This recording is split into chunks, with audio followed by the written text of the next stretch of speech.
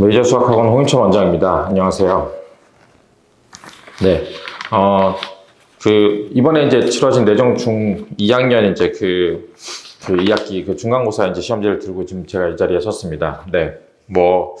아시는 분은 아시겠지만 2-2는 그 중학교 그 내신 중에서 사실 아이들이 가장 힘들어하고 점수가 잘 안 나오는 곳이죠. 그러니까 처음에 이제 교과과정 변경된 이유로 이제 그 경우의 수랑 확률은 그 기말로 빠지긴 했지만, 이번에 이제 보통 일반적으로 보는 그 삼각형과 그 사각형, 평행사변형 이제 이런 것들 내용 자체가 도형에 대해서 이제 겁을 먹는 아이들도 있고, 이제 어떻게 보면 이제 도형이라는 거는 이제 보조선이나 어떤 이제 방식 자체가 안 보이면 시간이 굉장히 늘어날 수도 있고, 적을 수도 있고 하기 때문에 이제 어떻게 보면 약간 공포를 느끼기도 하고요. 내용 자체도 이제 어떻게 보면은 좀 필수적으로 이게 당연하다고 저희가 이제 풀 때 아는 것들이 익숙해지는 것도 오래 걸릴 뿐더러 이게 이제 보통 이제 1학기에 있는 대수들을 쭉 준비해서 고등수학 하는 경우에 이제 도형 같은 경우 예전에 해봤는데 그걸 기억을 되살려서 내신을 이제 보려고 준비를 하는데 이제 시간이 좀 부족한 경우도 있죠. 그 이유는 대수 같은 경우는 계속 하던 건데 도형 같은 경우는 해놨다가 멈췄다가 이제 그 중간고사 준비를 하는데 일단 이번에는 추석 연휴 그 기간 때문에 이제 약간 당겨서 시험을 보는 바람에 이제 기간이 좀 부족한 것도 있었고요. 그래서 보통 2-2 같은 경우는 제가 이제 보통 여름방학 특강을 하고 있을 때 약간 부족하다고 생각되는 학생들 뿐만 아니라 일반적으로 대수를 잘하는 학생들도 미리 일반적인 센이나 조금 더 어려운 걸 할 수 있다면 그런 것들을 미리 좀 연습을 하고 나오는 이유가 이게 이제 그 대수랑 달리 그 도형이 특히나 이제 내정 같은 경우도 이제 좀 경실 학원에서 도형에 익숙해서 잘 하는 애들 변별하려고도 하고 내용도 어렵다 보니까 이제 한 두세 문제가 굉장히 어렵게 나오거나 체감 난이도가 어렵게 나오면 굉장히 대수를 잘 봤던 학생들도 당황해서 점수가 안 나오는 경우가 많아서 그러니까 풀려보면 그렇거든요. 그러니까 1학기 대수 부분은 예를 들어서 심화를 한다. 그래서 좀 공부를 좀 열심히 하는 학생이 블랙 라벨을 풀면 레벨 3는 좀 푸는 걸 힘들어 하거나 레벨 2에 오는 게 좀 있거나 그래서 이제 그거를 알려주고 오답을 하고 복습을 하고 이제 이런 형태가 되는데 2-2 같은 경우는 블랙 라벨을 풀어보면 저희 워크북 풀다가 블랙 라벨을 못 푸는 경우도 있고 굉장히 좀 어렵다 보니까 그간에 저희가 워크북 자체가 이제 예전부터 강남 문당에서 이제 주요 문제들이나 이제 이런 것들로 구성이 되어 있다 보니까 어렵기도 하고 블랙 라벨도 이제 같은 거를 레벨 2 잘 풀고 3 좀 몰랐던 애들도 보면 레벨 2부터 모르는 게 굉장히 많고 3도 맞는 게 힘들어서 그거를 굉장히 오답하는데도 되게 오래 걸리면 늘어지잖아요. 그죠? 그럼 그걸 다시 복습을 해서 자기 것으로 만들어 가는 시간도 좀 부족하고 아이들도 이제 부담을 느끼고 이제 이런 케이스가 많아서 이제 조금 더 일찍 이제 시작을 하는데 그래서 이제 이 영상을 이제 중간고사를 보고 기말 준비하는 학생들이 본다면 기말 얘기를 하겠지만 만약에 이제 내년이죠. 이제 중간고사 전에 이제 이거를 확인하고 싶었던 학생들이나 학부모님들이 보신다면 대수를 굉장히 잘 봤던 학생이라도 2-2 같은 경우는 여름방학에 어떻게 이제 이 아이가 얼마나 까먹거나 얼마나 도형에 익숙한지를 좀 미리 확인을 하고 필요하면 먼저 좀 연습을 해서 나와서 좀 시간을 들여서 심화 문제를 풀고 자기 것으로 소화하는 제가 항상 설명할 때도 말씀드리지만 몰라서 제가 알려주고 그 다음 다시 풀었을 때 바로 다시 풀어서 알게 됐더라도 시험장 가서 그걸 푸는 건 좀 다른 문제거든요. 그러니까 그런 게 한 두세 번 복습이 되고 나서 시간 맞춰서 시험 보는 와중에 그 문제를 내가 풀어봐서 풀 수 있다는 확신이 들어야 이제 편안하게 풀 수 있는 건데 게다가 그렇게 편안하게 풀 수 있더라도 이 도형 그림 자체를 좀 돌려놓는다던가 좀 미안한 얘기지만 평가원에서 내는 수능은 정확하게 각도랑 길이를 낼 수밖에 없지만 여기는 약간 아이들이 찍지 못하게 비트는 경우도 있거든요. 정삼각형인데 정삼각형 모양이 아니라던가 약간 이제 비틀어서 보면 또 아이들이 또 새롭게 낯설게 느끼기도 하기 때문에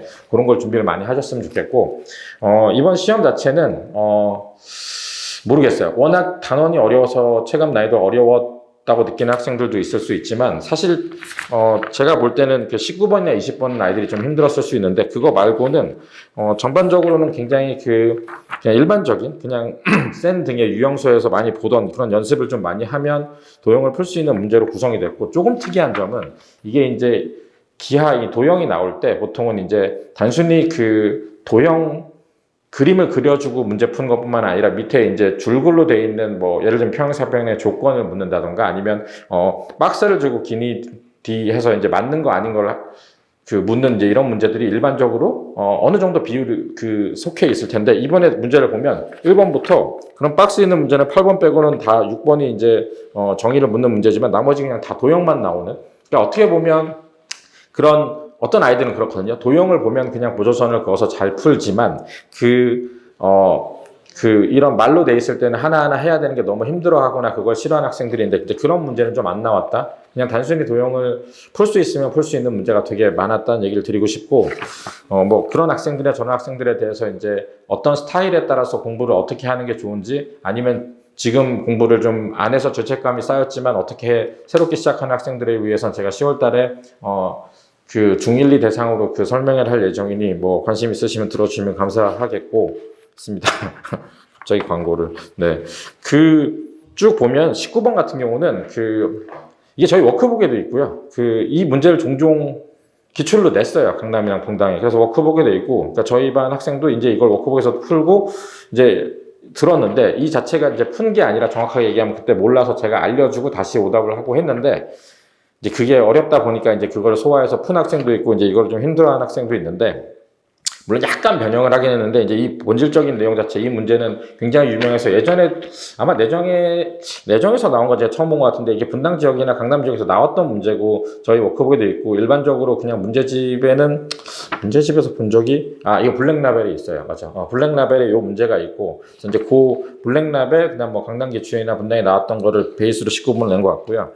20번 같은 경우는 사실상 애들이 그 안에 직사각형이나 정사각형에서 이제 점 하나 찍혔을 때 양쪽 제곱 더하는 거를 이제 피타고라스에서 배우는데 이 자체가 이제 어떻게 보면 피타고라스가 중3에서 중2 오면서 약간 그 루트를 안 배운 상태에서 배우다 보니까 좀 가볍게 하는 것도 있고 애들이 연습을 다른 걸 많이 평행사변형이나 하지 이걸 많이 안 하는 와중에 이거를 정사각형을 돌려서 내고 약간 변형을 주니까 이 자체를 어떻게 해야 될지 몰라서 19번, 20번에서 애들이 좀 정체가 많이 되거나 틀렸을 것 같아요.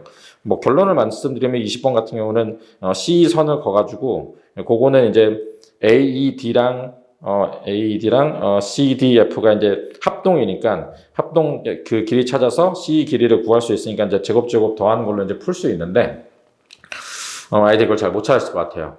제가 약간 심화를 하고 잘하는 학생들한테 항상 마지막에 얘기하는 게 네가 물론 이제 기본적인 걸 아직 모른다면 이제 그걸 연습하는 게 우선이지만 네가 심화를 많이 풀고 굉장히 어려운 걸 잘 푸는데 마지막에 안 풀릴 때 꼭 찾아봐야 되는 건 합동이라는 얘기를 하거든요. 생각외로 합동 조건이 숨어 있는데 그거를 발견하기가 되게 어려워요. 그러니까 저도 문제를 풀다가 이건 되게 까다롭네 그러면 머릿속으로 합동을 찾아봐야지라는 생각이 들 정도로 이제 그런 게 굉장히 중요하거든요. 그래서 20번은 합동을 먼저 찾고, 그 다음에 이제 피타고라스에서 나오는 그 직사각형, 이건 정사각형으로 나왔지만 안에 있는 성질을 이용하는 문제였습니다. 그래서 전반적으로 19번, 20번에서 이제 굉장히 고생을 많이 했을 수 있는데, 보통 이제 그게 잘 안 풀리면 사실은 이제 논술형을 먼저 푸는 게 맞죠. 그런 시험 보는 스킬과 어떻게 보면 그 노하우는 항상 그 학생들한테 얘기를 하기 때문에 잘 되는 경우도 있는데, 특정 학생들이 이제 가서 이제, 이거 풀릴 것 같은데, 그래서 이제 그거 시간을 많이 보내다 보면 이제 시험 자체가 되게 힘들어지는 경우가 있는데, 이번에 아까 말씀드렸듯이, 박스가 있거나 하나하나 문제를 말로 되어 있는 거를 검토하는 시간 많은 문제가 덜 출제돼서 다 도형이 나왔기 때문에, 시간의 이슈 때문에 너무 힘들어 하진 않았을 것 같고요. 그래서 아마 제 생각에 풀고, 나머지는 그럭저럭 도형 풀었는데 19번, 20번에서 막혀서 고생을 좀 하는 학생들이 있었다. 이제 그런 걸 하다 보면 앞에 검토를 못해서 실수를 할 수도 있다. 이 정도 난이도의 시험이었던 것 같고요. 전반적으로 이 두 문제를 제외하고는 어렵지는 않았다라는 느낌인 것 같습니다. 기말을 이제 준비하는 학생들을 얘기를 하면 무조건 지금보다 시험이 어렵습니다. 그러니까 시험을 쉽게 낸다, 어렵게 낸다의 문제가 아니라 그냥 단원이 어려워요. 아이들이 가장 힘들어하는 닮음과 닮음 활용이 들어가 있고요. 뭐 교과서에 따라서 피타고라스가 뒤나 앞에 들어가 있는 경우가 있지만 어쨌든 피타고라스를 배운 상태로 들어간다는 얘기는 그게 나올 수 있다는 얘기죠. 그래서 그거를 피타고라스랑 닮음이 합쳐져 있는 거를 이제 문제를 보는데 물론 피타고라스는 근호 나온 루트를 안 배우기 때문에 이제 심화는 안 나오지만 이제 숨겨져 있는 걸로 나올 수 있어요. 그래서 그거를 좀 주의하셔야 되고 그 다음에 이제 경우의 수 확률을 되게 힘들어하는 학생들이 있죠. 그러니까 이게 그 고등학교 확통도 마찬가지지만 그 문제를 세고 경우의 수랑 확률 자체는 처음에 본인이 어떻게 세야 되는 스탠스를 참 잡는 데까지 되게 오래 걸려요. 그러니까 이 문제는 이렇게 푸는 것 같고 저 문제는 저렇게 푸는 것 같고 그거를 이제 문제를 바라보고 내가 어떻게 세야 되는 내 기준을 세워서 거기에서 어떻게 세는 방식적인 툴을 가져다 푸는 걸로 해서 이제 그거를 우리가 보통 대수를 푸는 것처럼 마음 편하게 푸는 데까지는 사실 되게 오래 걸리기 때문에 이제 공부를 잘하는 학생들도 내가 풀어서 맞았지만 이게 뭔가 불안한 이런 느낌이 들기 때문에 이제 그런 단원과 닮음이 섞여 있으면 굉장히 난이도가 올라갈 수밖에 없다. 그래서 이제 이번에 중간고사가 제 생각에는 이제 두 문제 빼고는 아마 그렇게 난이도가 높지 않았으면 전체적인 평균 점수는 이제 그렇게 떨어지지 않았으면 기말에 특별히 더 10배 낼 확률은 없거든요. 그러다 보면 기말 난이도는 되게 높을 거기 때문에 뭐 추석 연휴에 공부를 되게 열심히 하면 좋겠지만 고등학교 선행을 하더라도 2-2 과목은 센이나 뭐